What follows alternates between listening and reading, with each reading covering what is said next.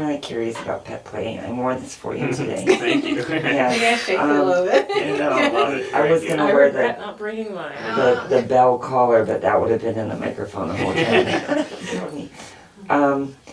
But you know, as a kid, right? Like anytime there was anything that was social, like everybody was gonna like do a dance in the classroom or something, I went into like cat mode, right? I was too shy to get up and dance with everybody, so I pretend to be a cat, right? This Yeah. is so interesting. Which is like made me look even like sillier in retrospect, right? Right. But it was like a safe place for me. But I've, as a grown up, never done pet play other than to wear like a sexy costume, right?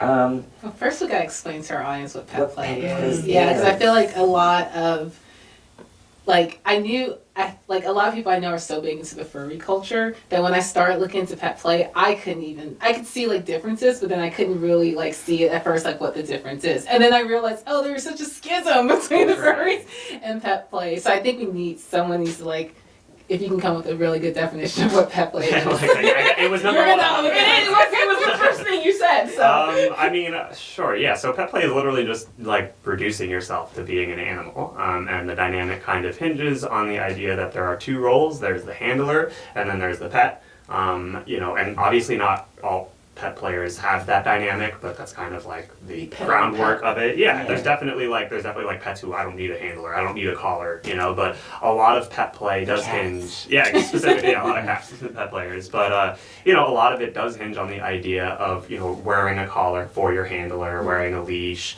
You can get into, you can really be as involved or not involved as you want to be, you know, you don't have to be on all fours, but a lot of times you when you commit to that sort of regression into that headspace, you do end up not being like a bipedal, you know, anthropomorphic being, which is kind of what separates pet play from the furry community, is that they're anthropomorphizing animals into humanoids and then sexualizing it. I mean, sometimes they're doing that, but that is much more prominent in that community. And also, I would say the furry community is primarily a digital one that involves collecting artwork and commissioning artwork, whereas pet play, and we all think of the fursuits, but the fursuits are the outliers in the furry community. Most people, really? oh yeah, most people who are into furries stuff just look at furry porn, you know, and that is hand drawn. I mean, Or they have a fursona. Yeah. And it's like a Neopet, you know, like, and it's also, it doesn't have to be sexual, which is Neopets is a great example. Neopets totally furries, like that is if you were in Neopets as a kid, you grew up to be a furry,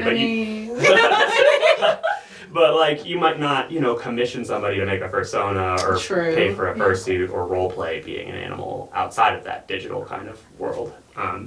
So yeah, I think that nailed it. More than nailed it. Yeah. I have an angel on my shoulder, but a devil in